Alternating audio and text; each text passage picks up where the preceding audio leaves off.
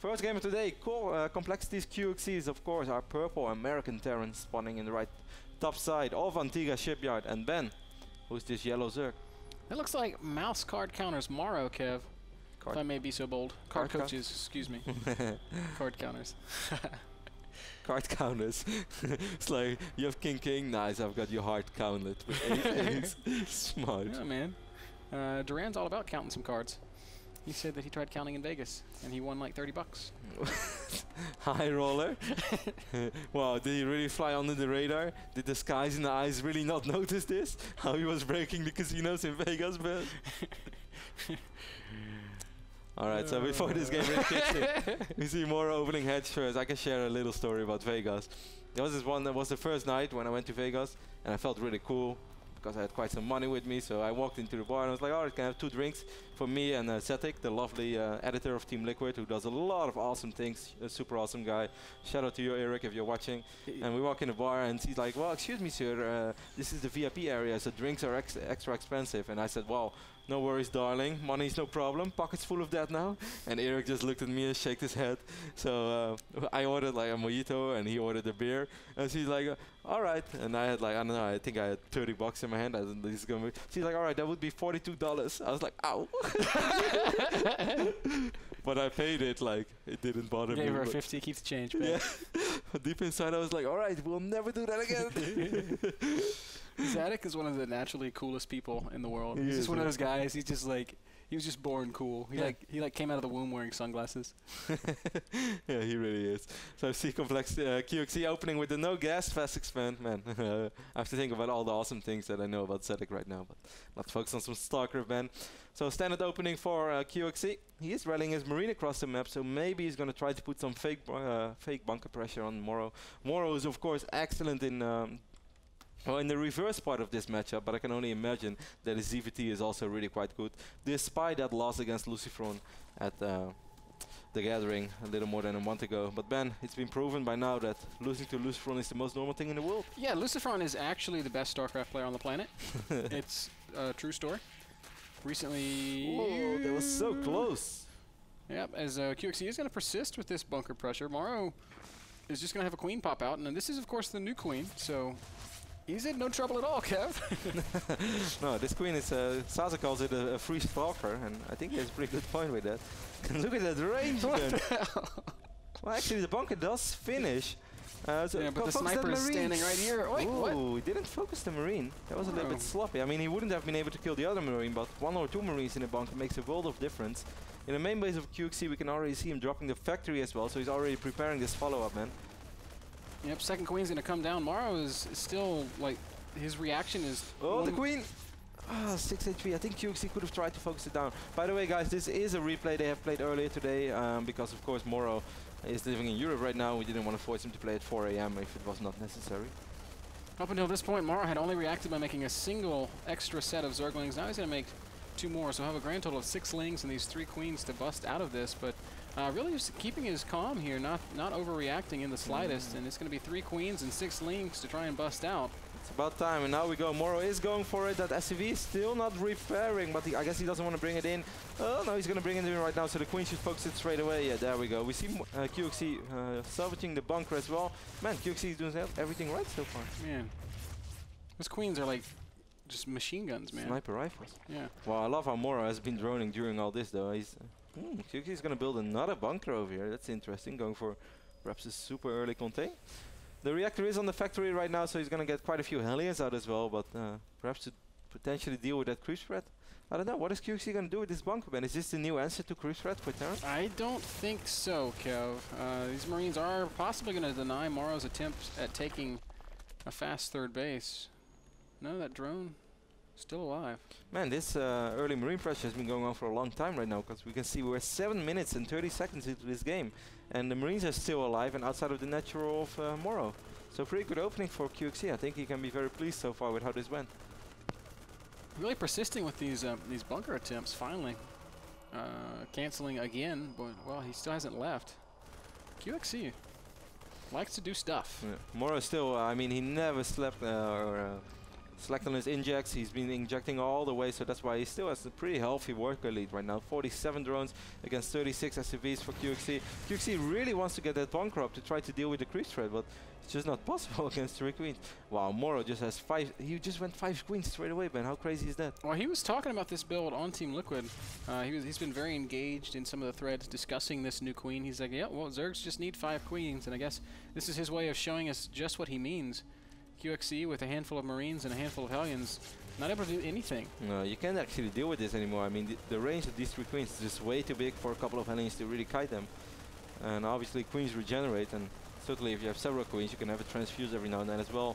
And these mechanical units, they don't bend, so every hit counts double. It's just crazy that Morrow has made virtually no units this whole time. He just went straight to 54 drones off of these 5 queens, and he has 5 stalkers on the map. I was like, what are you talking about? There's no Protoss. I get the joke. Double evolution chamber is going down, of course, for Morrow, and it seems like Morrow wants to play this Ling, Baneling, and faster style. He's dropping the Baneling nest, even though we see Zergs often enough ignoring the Banelings. So far, the only loss of the season for Morrow was against Bolt, where he tried to be pretty aggressive with Mudas as well. It seems like he's going to ignore Mudas this game, and he's going for Infestors. Yep, Zergling, Baneling, Infestor is, well, it's an interesting unit composition. It's kind of a marriage of the 2 Zerg styles that are most common, Zergling, Baneling, Muda, and then of course Zergling Infestor. Morrow did sacrifice an Overlord earlier on, so he has a pretty good idea about the tech of QXC. QXC is just playing pretty standard. We've seen a lot of QXC's TVZ as well. We saw him play against Starga, where he displayed some excellent multi-prong harass, where he's dropping all over the place, attacking. But this new style with the new queen right now, man, I'm glad I'm not Terran actually. Yeah, great creep spread, and I mean, Morrow's economy has been pretty much unimpaired. He's got that pathogen glands upgrade on the way. He hasn't gotten Baneling speed, which could be a small mistake. Unless he just rather has the Banelings as a safety thing, rather than that he really wants to play with them. Well, with this kind of creep spread, even slow Banelings on creep are fast enough to catch Marines that aren't stemmed. He has 7 Banelings, but I guess that's just in case QXC would have gone for a big stim push. Stim is ready right now, the first 2 medevacs as well, man. Oh, and Morrow is going to try to surround these units. Beautiful Zergling Baneling control thus far, and QXC has no choice but to lift up and get out of there. I think QXC did that quite well as well. That could have gone a lot worse for either side. It could have gone worse, but Morrow is going to be very, very happy to get out of that without having his economy touch at all. And he still has enough units, I feel, to be pretty safe. Nice little use of the Overlord dropping creep there, keeping QXC from landing that 3rd base. And QXC keeping the pressure on. Yeah, he's definitely not done yet. He knows that with those stims, as long as there's no infestors, he can be pretty annoying with stimmed by, and that's why he's going to try to do it one more time. He's going to pick off 1 more queen. Morrow once more going to bring in the Zerglings and the Banelings. Morrow getting a pretty good surround though. Yeah, you will clean up the rest of QXC's forces. 3.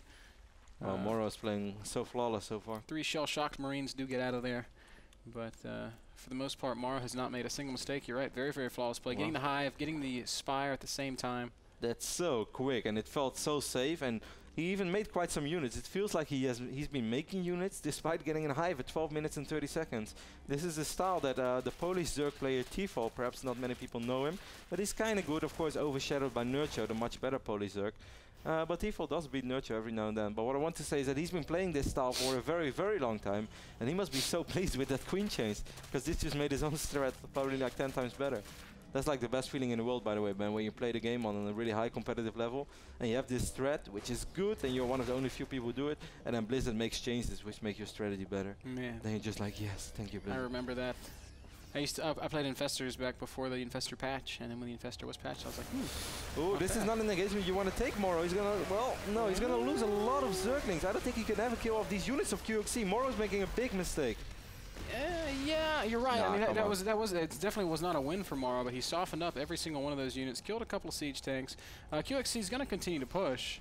But I think he killed very, very little there, man, and he lost a ton of links, and he lost all his infestors. Now he's forced to remake everything. Morrow right now has 14 Zerglings on the map. But he's got 40 popping out. 6 infestors also going to spawn, and QXC, while he does have a good position here on this 3rd base, not really. He just doesn't have enough units to really to solidify this position he's gained. Nope, losing those bio units to the fungal right now. Those Zerglings are going to clean it up. Maybe QXC got a little over-eager right there. Maybe he should have waited just a little bit longer. One more siege tank, just spread him out, spread himself out a little bit more. But that first fight went so extremely well for QXC. Yeah, the first fight went well, but I kind of felt like, okay, now QXC's going to overextend just like he did, and he lost all those units in response. Morrow's getting his Greater Spire. Corruptor's also on the way, as well as the 3/3 upgrades. Yeah, Morrow has the middle now as well, which is of course super important. He's going to be able to see these reinforcements coming in. I can imagine that he's going to take a similar fight as he did before. Just doesn't really have enough. Instead, he's going to counter, which I of course think is a brilliant decision. Yeah, beautiful move here. He's going to get right up into... Oh. Where is he going to go? He wanted to go to the third, but there was a... Oh, actually, there are a lot of units over here from QXC. Well, he still... I would have said the run into the main base. Those depots were actually not erased. Yeah, I like the idea to counterattack, but QXC actually handles it brilliantly. Doesn't lose anything. Raise the wall at his third base. How smart is it, by the way, to have this wall at your third? Yeah, no, that... Nobody does this. And walking in LA. No, yeah, but that's just so smooth. It keeps him so safe against the run-bys. And QXC now poised to make another strong push through the center. Broodlords are coming though, Kev. Yeah, I mean, all that Morrow wants to do, of course, is save time. And sorry for that inside joke, by the way, guys. It's just a funny song that I always think of when Ben said nobody does it. Because my boss showed me this song about walking in LA, where nobody walks in LA, which I noticed. Everybody takes a car, man. It's true. LA is a big place. You won't get anywhere fast walking in LA. Look at all these Broodlords, Kev. 8 of them morphing right now. QXC drops a scan, and I don't think he saw them, but he does see these the Zergling Infestor Force camped out right below it. Ooh, be careful, Morrow. He's going to see a couple of those Broodlords. He picks off one, maybe even 2 or 3. Now the Broodlords do more, and they also get full HP again, of course. And Morrow will be able to clear this up pretty easily, and of course it's going to force QXC to unsiege these tanks as well and get the hell out of there. Yep, he is going to have to back up. Now QXC... what kind of tech does he have for dealing with the Broodlords? No, ooh, not much at all. Just now starting extra starports, so he'll be able to build Vikings 2 at a time. Oh, this was really quick by Morrow. The economy of him was just completely untouched because he didn't have to worry at all about those Hellions. He had a couple of Queens, and not only did he not have to worry about the Hellions, he got excellent creep spread out as well, which made it a lot easier to deal with the following bushes. Yeah, that creep spread has been excellent all game long, Kev. It's covering up the center expands right now. There's Queens dropping creep at every other base. Morrow just expanding all across the left side of the map. Still making drones. He's already at 84 and he goes up to 94 right now. But of course he could make a lot of spine and spore crawlers, so he doesn't have to worry too much about drops. Because of course if there's one bad thing about Broodlords, it's that they can be pretty immobile. Yep, they are very slow. Not good for dealing with. Man, imagine if you're a Broodlord and you have to walk in LA. Oh, they don't really walk. Imagine if you're a Broodlord and you just had to walk, period. And you have to carry all the little Broodlings on your back. Oh. We're going to have another fight here in the middle of the map. Zerglings trying to force a fight. The Fungal's what makes QXC stop and try to stand his ground, but with the Broodlords here, it's not going to be a very winnable fight. QXC is staying max though, Kev, and with all the Lings and Infestors pretty much out of energy or dead. He still has quite a few Marines. Just stop killing Broodlings, QXC, and stim in and try to pick up. Now the Infestors coming in as well, making it a little bit harder. Nice Fungal right there by Morrow. Morrow has been dropping excellent Fungals this game.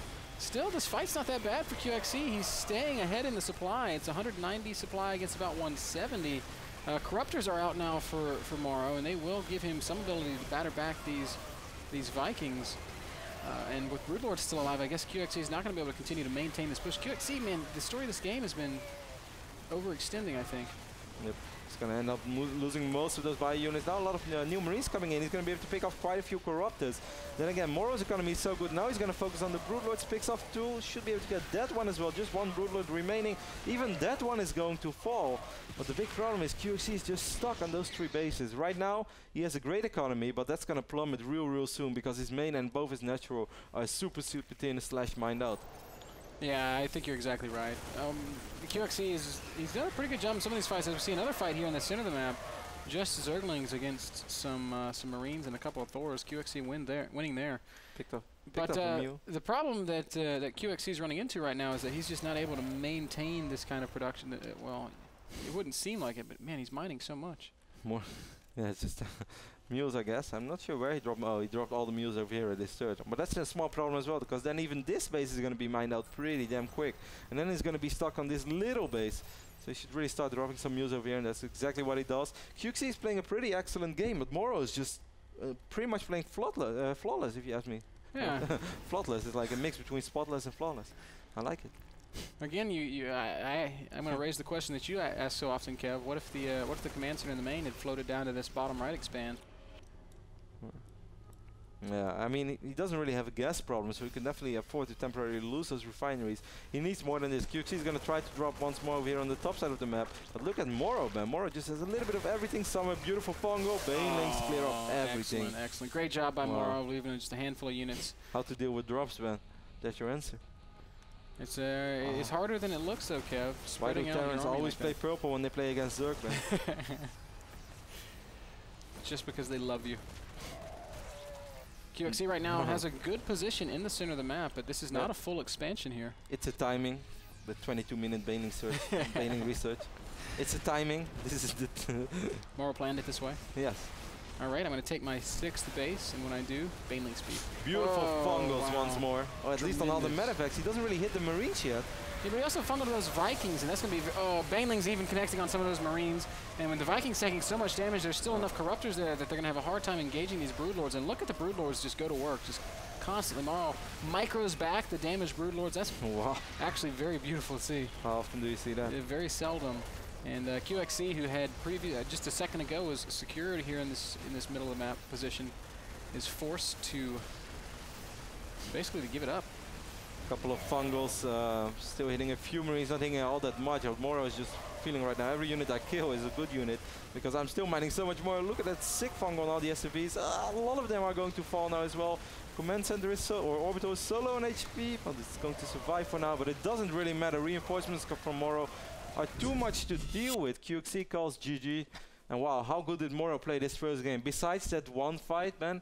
In the start of the game where he went to the middle, he lost 4 infestors, lost all the links, and he killed 5-6 Marines. That was it. He killed nothing more than that. Yeah, that fight went poorly for Morrow, but besides that, I think. I mean, immediately after it though, QXC's just like, oh shoot, I've got to push now, and that actually resulted in him losing a large army as well. So, I think that was a good game. I think it was a really good game. Really good StarCraft too. It wasn't super active, like he wasn't blowing us away with drops everywhere, but he macroed pretty perfectly and hung in there for the longest time. But you're exactly right. Morrow just had more economy. He was just able to continue expanding and keep taking bases, and that's what allowed him to win that game. Yeah, that was exactly my thought process. I think that QXC played a really good game. We could take a look at that final fight once more, I believe, just for funsies, man, because I know that good Zergs like you loved or always appreciate good fungals.